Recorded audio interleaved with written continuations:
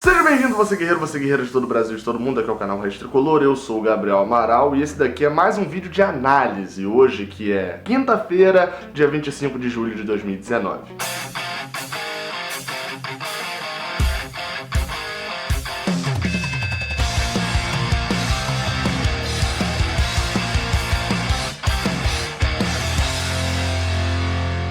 Antes de mais nada, likezinho maroto aqui embaixo, pronto, já fortaleceu, beleza, seguimos o vídeo. Na coletiva após a derrota de sábado contra o Vasco, Fernando Diniz deu uma declaração que me fez pensar para poder ter essa ideia de gravar o vídeo, né? A gente já vem comentando muito sobre isso, etc. E ele disse o seguinte, eu vou colocar a reprodução aí que é mais fácil de vocês entenderem.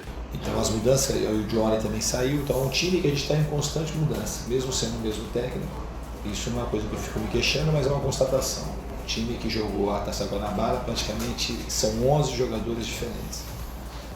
Então a gente tem um volume de boas atuações que precisa ser traduzido em resultado, senão não adianta. Bem, eu fui investigar se isso procedia, se isso tinha algum sentido. E vou trazer números aqui também, algumas informações, para poder ver se realmente o Fluminense foi muito alterado dentro desse ano, se realmente as escalações são tão diferentes assim. Bem, sobre escalação, sobre time titular, eu peguei a escalação que o Fluminense meio que dominou ali na Taça Guanabara. Óbvio que eu não vou pegar de um jogo específico, porque enfim, pode ter ali uma questão de suspensão e etc, que um jogador que é titular absoluto não estava. Então eu peguei a escalação base ali da Taça Guanabara, dos 5, 6, 7 jogos, na verdade, que a gente atuou dentro daquela competição, e peguei a escalação base do final pelo menos do que a gente usa na Sul-Americana ali, do final desse primeiro semestre. Porque ainda não dá pra acrescentar Nenê e o Wellington, nem porque esses a gente ainda não tem certeza de como o Diniz vai armar o time com eles em campo. Então eu coloquei pelo menos até antes da contratação desses dois. E aí, pra fazer o comparativo, eu vou escalar o time, né? O time base do Fluminense na Taça Guanabara, que foi Rodolfo, Ezequiel, Matheus Ferraz, Nathan Ribeiro e Mascarenhas, Ayrton, Bruno Silva, Daniel e no ataque Everaldo, Luciano e Johnny Gonzalez. E aí, assim, alguns tópicos importantes sobre essa escalação. O primeiro e mais importante é o companheiro de zaga de Matheus Ferraz. Lembrando que Digão se machucou com 18 minutos do jogo contra o Volta Redonda, e no caso do Ibanhas, né, que seria a zaga titular, seria Digão e Ibanhas jogou 2 partidas e foi embora. Nathan Ribeiro atuou ali por outra parte da Taça Guanabara e Digão só voltou pra jogar a final. Então, assim, eu botei Nathan Ribeiro, mas também se fosse Ibanhas, que atuou 2 ou 3 partidas ali antes da terceira partida ele foi embora, também não faria tanta diferença, é algum jogador que tá na mesma categoria aqui de Nathan Ribeiro. Pra subdividir esses 11 jogadores aqui, eu fiz a seguinte subdivisão. Os machucados, né, os que estão machucados hoje, que são Matheus Ferraz e Mascarenhas, os dois estão fora hoje por lesão. Os que foram embora, foram 4 jogadores que saíram do Fluminense: Ezequiel, Nathan Ribeiro, Everaldo e Luciano, ou seja, se substituir Nathan Ribeiro por Ibanhas também foi embora. 2 jogadores que ainda estão no elenco, mas foram barrados, que é o caso de Ayrton e de Bruno Silva, e 2 jogadores que ainda estão no elenco e estão no atual time do Fluminense, que é esse que eu vou narrar agora. No gol, Muriel; na lateral direita, Gilberto; na zaga com Digão e Nino; na lateral esquerda, Caio Henrique; o meio-campo com Alan, Ganso e Daniel; e no ataque com João Pedro ou Marcos Paulo, já vou explicar também por que disso, Johnny Gonzalez e Pedro. É importante também destacar, né, esse time aqui, como eu falei, eu coloquei João Pedro ou Marcos Paulo porque o João Pedro não seria da posição. O João Pedro chegou a ser titular durante um tempo como centroavante, mas os dois ele também não alteram essa questão da análise aqui, porque nenhum dos dois estava na Taça Guanabara. Também subdividir aonde que esses 11 jogadores aqui estavam na época da Taça Guanabara, né? E aí a divisão ficou a seguinte: 3 jogadores desse time, Gilberto, Digão e Pedro, estavam contundidos na Taça Guanabara. Gilberto e Pedro ainda de 2018, e Digão se contundiu na primeira partida contra o Volta Redonda. 4 jogadores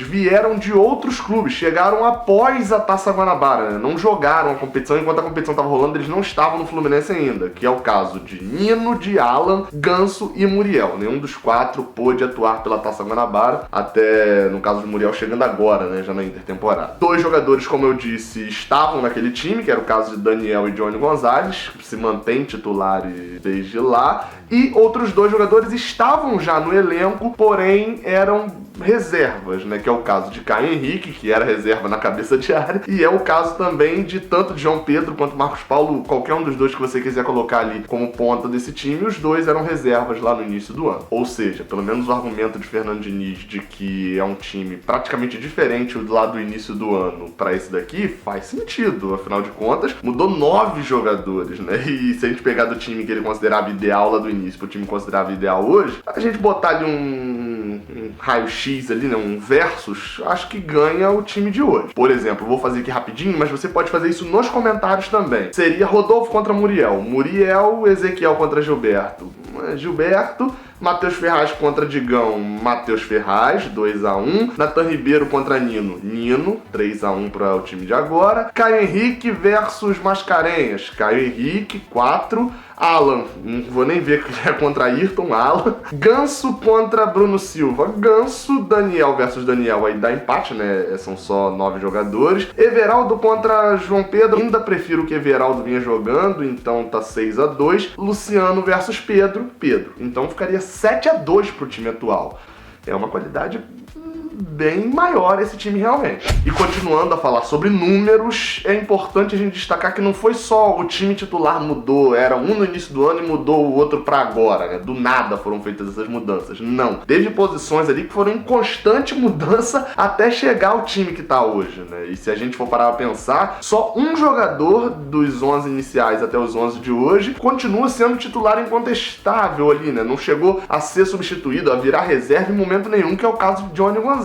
O outro, né, que permanece, que é Daniel, chegou a virar banco ali em algum momento quando o Ganso chegou. Só que, pra continuar como titular, Johnny Gonzalez, que começou jogando centralizado, já foi jogar na ponta direita, na ponta esquerda, enfim, tá se desdobrando, mas se manteve titular do início ao fim até agora dessa temporada. Já em todas as outras 10 posições houve mudanças. E aí eu vou narrar aqui, posição por posição, cada jogador que foi titular absoluto. Não é porque o jogador entrou numa partida de titular que ele era o dono da posição, entendeu? Foram feitos vários testes por Fernando Diniz. Como eu falo sempre aqui, foram quase 40 jogadores utilizados já nessa temporada. Porém, vamos falar posição por posição, jogadores que se tornaram titulares na posição. Por exemplo, goleiro. A gente começou o ano com o Rodolfo, teve a era Agenor e pode ser que Muriel seja o novo titular do gol do Fluminense, né? A gente ainda não tem certeza, vamos ver a escalação de sábado. Na lateral direita, 2 jogadores apenas, Ezequiel, e passou para Gilberto, que é contestado, pode ser até que o Julião venha a ser titular ainda nesta mesma temporada, mas até o momento foi só de Ezequiel para Gilberto, com alguns toquezinhos de Julião ali às vezes. Na zaga, a gente meio que começou o ano com Matheus Ferraz e Ibanez, né? Digão praticamente não jogou no início do ano, Ibanez foi vendido, Natan Ribeiro foi titular ali por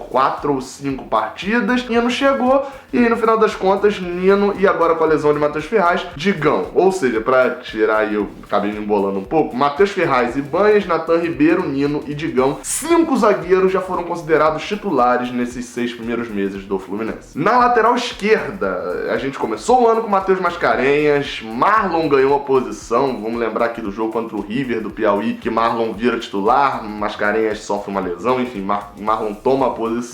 E depois a posição caiu no colo de Caio Henrique, começou ali improvisado, hoje eu nem sei mais se ele tá improvisado ou não ali, mas enfim, Caio Henrique, que é o dono da posição até hoje. 3 jogadores na lateral esquerda. No meio de campo é o setor em que menos houve alteração. A gente começou o ano com Ayrton, Bruno Silva e Daniel. Sempre jogamos com 3 meio-campistas, né, de titular. E a alteração aí foi feita pela entrada de Ganso, 4, e pela entrada de Alan, saindo Ayrton e Bruno Silva. Só esses 5 jogadores chegaram a ficar com uma condição de titular no meio de campo. Ayrton e Bruno Silva no início do ano, Ganso e Alan já agora mais pro meio do ano, já pro meio da temporada, a partir de maio ali, e Daniel se manteve como titular, caiu ali num tempo, mas voltou a ser titular agora. No ataque, também outro setor com uma rotatividade não tão grande de donos da posição, que a gente começou o ano, né, com Everaldo, Luciano e Johnny Gonzalez, e a alteração, na verdade, foi que quando o Everaldo saiu, João Pedro despontou muito, e a gente jogou muito tempo com Johnny, Luciano e João Pedro, e quando o Pedro voltou, João Pedro foi deslocado pra ponta, no lugar de Luciano, que tá nesse imbróglio todo aí que você já viu nesses giros de notícias. Ou seja, só 5 jogadores jogadores no ataque também. E esse baixo número de jogadores no ataque, né, o que isso quer dizer, tanto no ataque quanto no meio de campo? Não é de que o time foi titular incontestável durante muito tempo. Não, passaram vários jogadores pelo meio de campo e pelo ataque do Fluminense. Léo Arthur, Kelvin, Evandro, Marcos Paulo,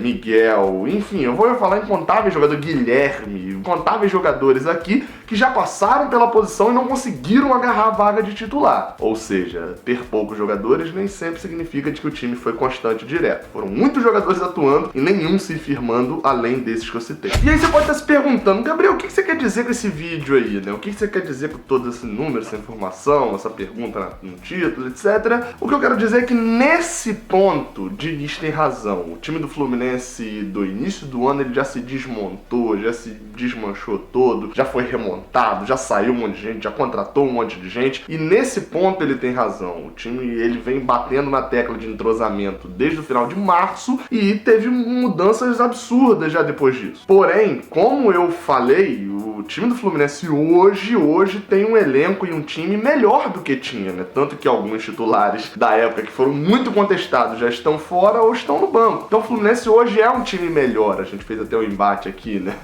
É um time melhor, só que os adversários são melhores. A gente se empolgou muito com aquele time que nem era tão forte no início do ano, contra 4x0 Americano, 4x0 Madureira, 3x1 Cabo Friense, e agora a gente tem Peñarol, São Paulo, Internacional, Vasco, times com uma qualidade maior. Enfim, é isso daí, vídeo de análise, sempre trazendo aqui uma análise legal aqui pro canal, tem giro de notícias também já aí no ar, enfim, muita programação, e sábado tem pré-jogo e pós-jogo sobre Fluminense e São Paulo, beleza? Saudações tricolores, até a próxima, valeu! Eu tô aqui me perguntando por que você não assistiu esses dois vídeos que estão aqui no canto, aparecendo aqui agora nessa tela final. O vídeo aqui de cima é o envio mais recente que eu fiz aqui pro canal, e o vídeo de baixo é um vídeo que o YouTube separou especialmente pra você, então vale a pena você conferir. Muito obrigado pela moral que vocês têm me dado, não se esquece do like aqui no vídeo, saudações tricolores!